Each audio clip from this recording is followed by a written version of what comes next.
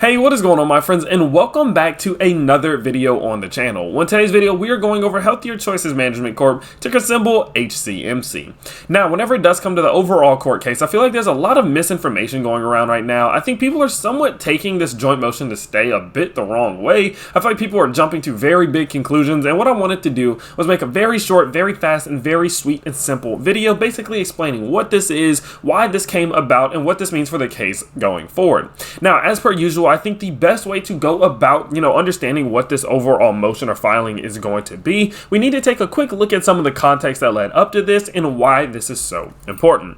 Well, as many of us do know, HCMC is suing Philip Morris for infringing on one of their patents. They're basically saying that the technology in which Philip Morris's IQOS product uses resembles that of the overall patented technology that HCMC has, and for that reason they are suing them, hoping for some type of settlement or royalty deal, etc.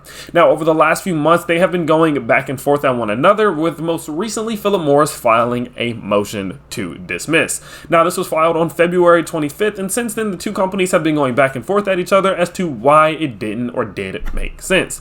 Basically, Philip Morris went ahead and said that the technology in which that they use is not infringing on HCMC's patent, and for that reason, that is just why they went ahead and filed a motion to dismiss. Again, this is normal. All of us expected this. Pretty much every single lawsuit that you will see whenever it comes to infringement or patent infringement or anything like that will start with a motion to dismiss, as the defendant will be using this to it's kind of like a last ditch effort before we go to trial. Of course, no company is just going to say, you know what, let's just spend millions of dollars, let's just do it, who cares, we're not going to try all our options before having to do it, let's just spend $1 million, right? No, realistically, a company is going to do what they can to be able to get out of this before having to go forward, especially honestly with a company like HCMC presenting some quite good evidence. So with that being said, HCMC then filed a response basically saying that the way in which Philip Morris are defending themselves just doesn't make sense. Philip Morris went ahead and said that their overall product was combustion free, and that since combustion wasn't used whenever they designed this technology and whenever they filed for their patent, then that means that they couldn't have infringed on HCMC.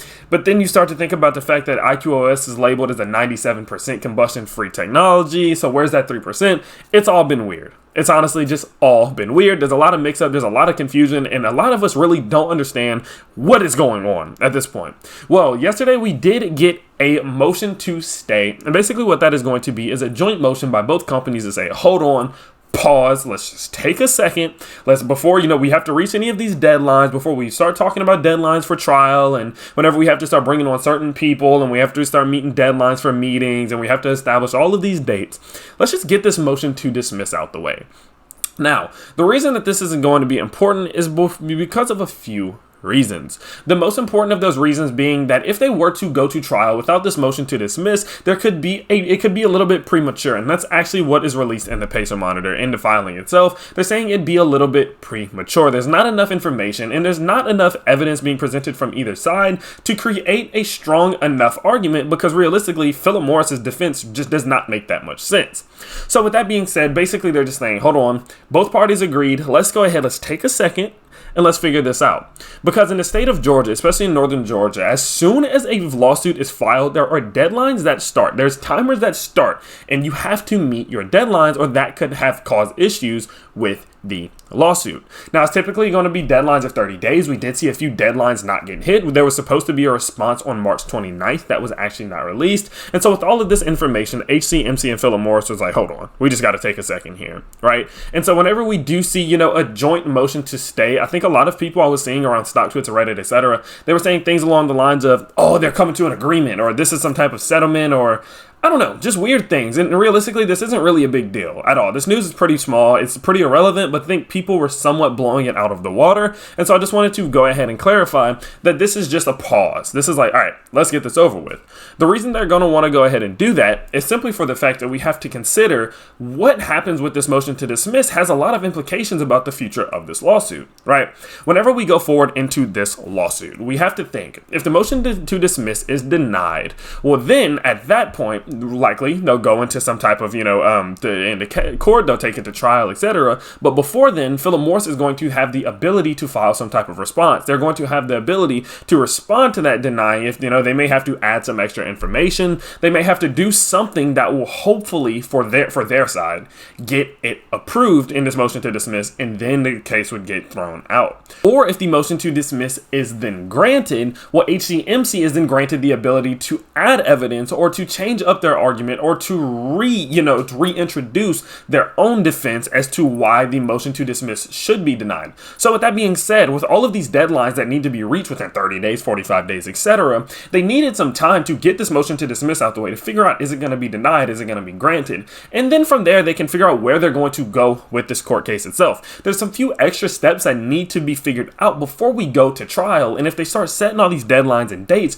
for trials, then that would just be weird. And we could start to see some issues with the case itself that could cause one side or another to see success or failure. So that being said, again, this joint motion to stay is simply just saying, let's take a second, let's get through this motion to dismiss, let's not worry about all these other deadlines, we'll worry about them after we get through this motion to dismiss, when we have a good understanding of what is going on within this case and where it is going in the future. So for the most part, that is pretty much it. There's some other little technical small things, but for the most part, that is just the overall big picture about whenever it comes to a motion to stay. And I wanted to make sure that I clarified that, because I don't like whenever people go too far.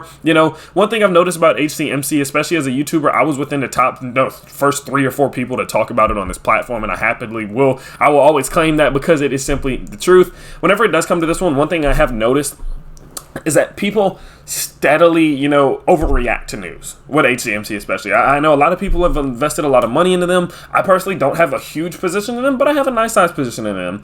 And with all of that being said, I've noticed that people are super duper invested in them emotionally, which is dangerous within the stock market, right?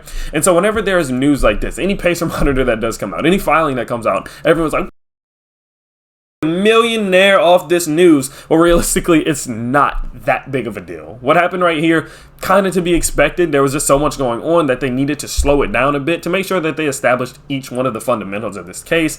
And so going forward, this isn't going to change too much. The only thing I will say we'll do maybe is extend this case out a little while, but realistically, there's still months and months to come before this may even go to trial, with also many, being granted the ability to respond, and all of these different response dates that typically go 3 or 4 weeks. So with all that information, this may really extend it out a little bit further, but realistically, I don't think this changes too much. The overall stock price at the moment is at 0.0011. It's sitting at about 11 at the moment.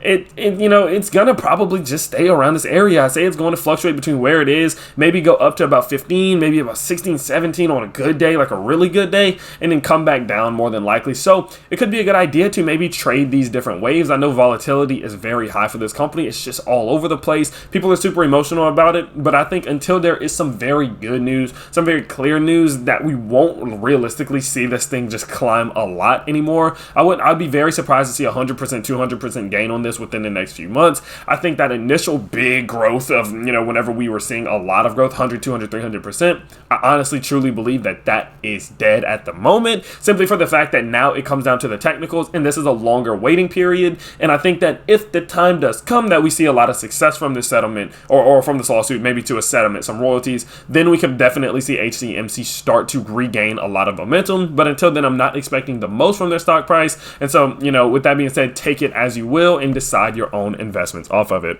With that being said, that is about it for today's video. I just wanted to really make a clarification and kind of just bring some simplicity to this. I know some people are just reading straight from the pacer monitors and trying to just overwhelm everyone with information, and I really just wanted to simplify it as much as possible, and I hope I was able to do that. With that being said, I hope you guys did enjoy today's video. If you did, you can let me know by smashing that like button and subscribing to the channel if you are new. With that being said, I do post on this channel 2 to 3 times every single day, and I can't wait to see you all in the next video. Peace.